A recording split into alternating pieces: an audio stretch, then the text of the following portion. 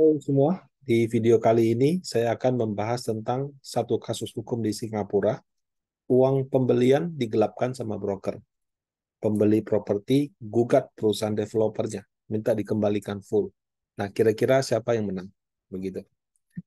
Um, jadi ceritanya ada ayah dan anak asal China.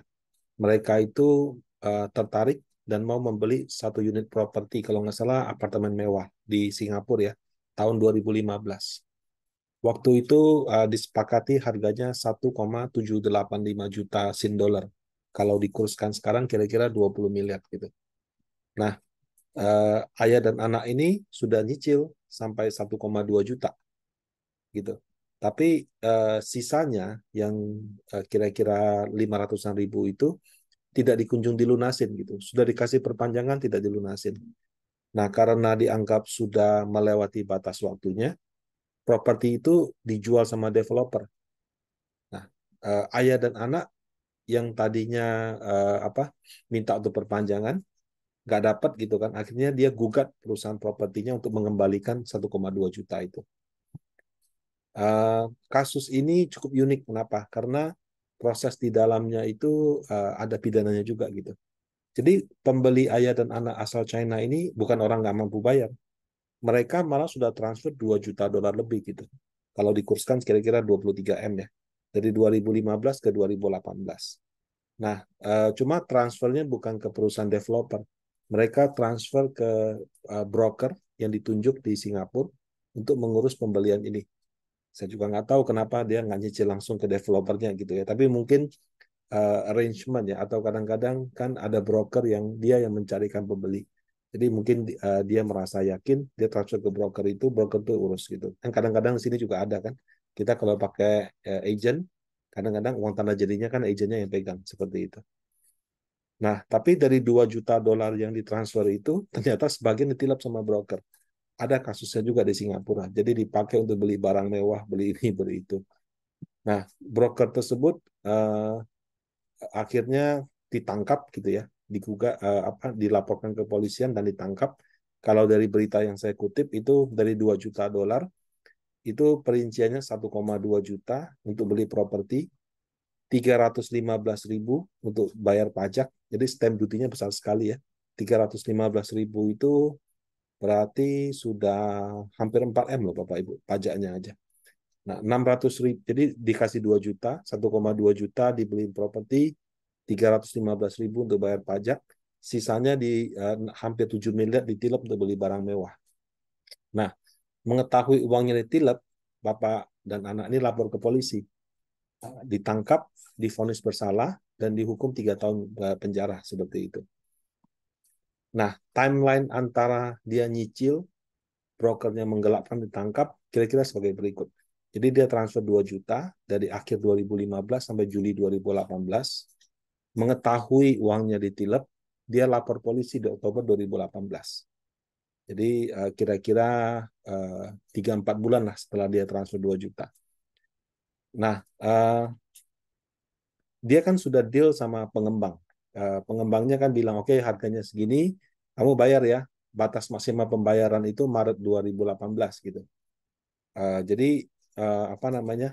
Karena sampai dengan Maret 2018 tidak juga dilunasi, si developer membatalkan sesuai kontrak. Dalam hal ini pembelinya juga korban.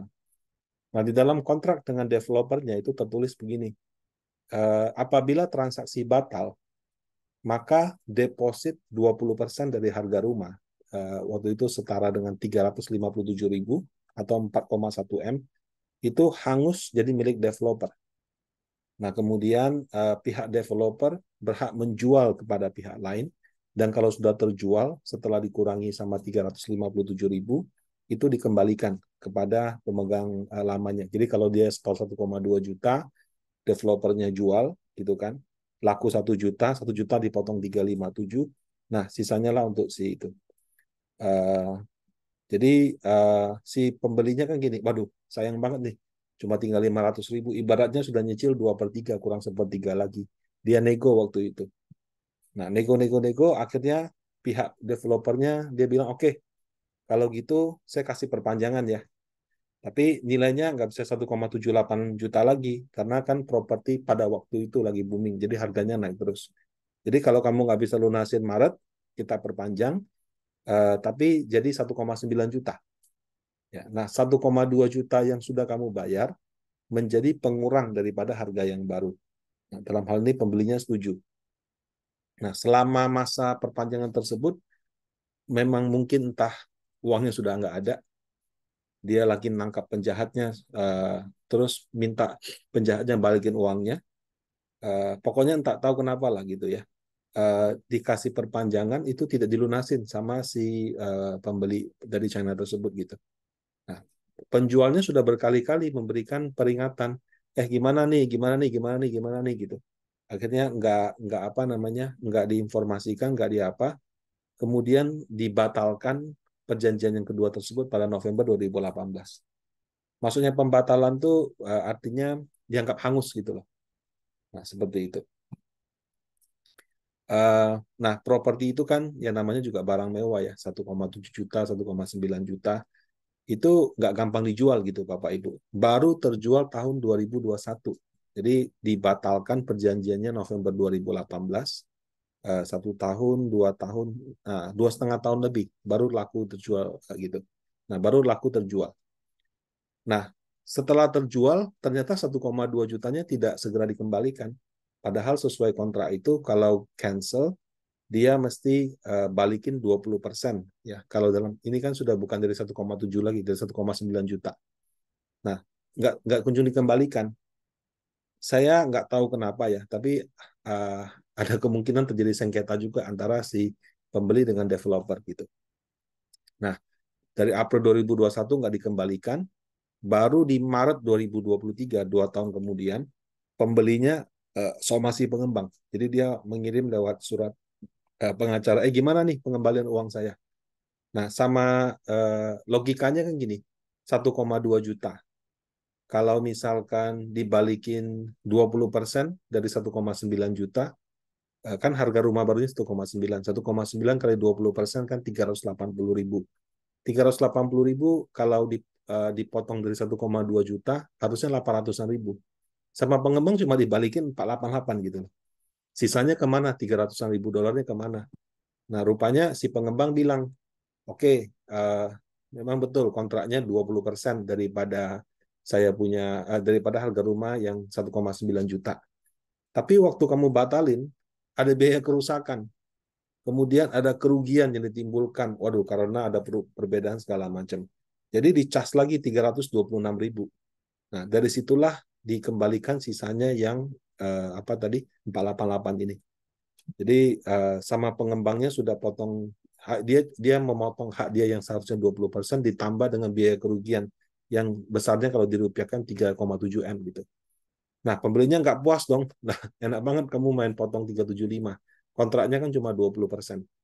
Akhirnya setelah dia tidak puas, dia kirim dibalikin yang cuma sebagian yang 488 ini, dia mengirimkan somasi kedua, ya bukan bukan somasi lagi, dia langsung gugat pengadilan.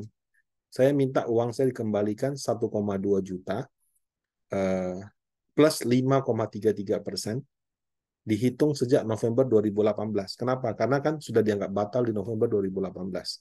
Berarti kan harusnya segera dikembalikan. Kamu tidak kembalikan, udah gitu saya somasi, kamu baru kembalikan sebagian.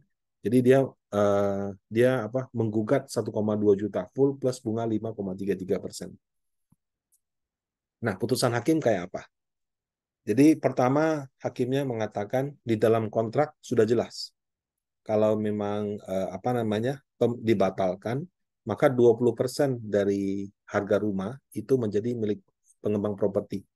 Jadi dalam hal ini sudah memang haknya pengembang, nggak bisa digugat, nggak bisa dikembalikan full. Nah, kemudian dia kan baru kembalikan 488.000 setelah disomasi, ya tahun 2023. Padahal itu sudah dia batalkan itu kan dari tahun 2018. Ini kamu baru kembalikan 2023. Jadi atas pengembalian yang terlambat ini si pembeli berhak atas bunga. Nah, kemudian ada 326.000 sin dolar ya yang kalau dirupiahkan tadi 4 M lebih itu akan dilakukan assessment. Kamu bilang rugi, ruginya dari mana? Nah, itu nanti si apa namanya, entah pengadilan, entah dari pembeli dan penjual menunjuk satu orang asesor independen untuk mengakses. Kamu bilang rugi segitu, dari mana angkanya? Seperti itu. Nah, kemudian hitung bunganya dari kapan, gitu kan? Kan dia wajib mengembalikan 488.000. Nah, 326 ini kalau pengembangnya bilang ada apa? Biaya kerusakan berapa nih biaya kerusakannya? Nah, atas poin yang dikembalikan terlambat itu, si pembeli berhak atas ganti bunga dari Maret 2019 sampai April 2023.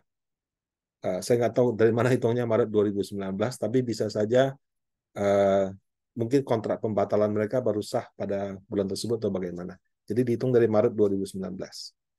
Nah, kalau poin 3, gitu ya, kalau nanti misalnya dia bilang, oh, kamu kan ngakunya ada biaya kerusakan 326, dihitung-hitung cuma harusnya 50.000, sisanya dikembalikan plus bunga, seperti itu. Nah, hasil asesmen itu tidak hanya menentukan besarnya biaya kerugian, tapi juga menentukan berapa persen seharusnya bunga itu dibayarkan. Nah, jadi dalam kasus ini, kalau saya bilang, pembeli memang tidak dapat haknya secara penuh, tapi dia juga mendapatkan hal yang sesuai dengan, maksudnya sebagian daripada tuntutannya. Nah, apakah setelah ini si penjual akan atau pengembang akan melakukan banding? Saya tidak tahu. Nah, untuk informasi beritanya, Bapak Ibu juga bisa search di link yang seperti dikasih di bawah ini ya. Nah, demikian sharing kali ini. Semoga bermanfaat. Terima kasih.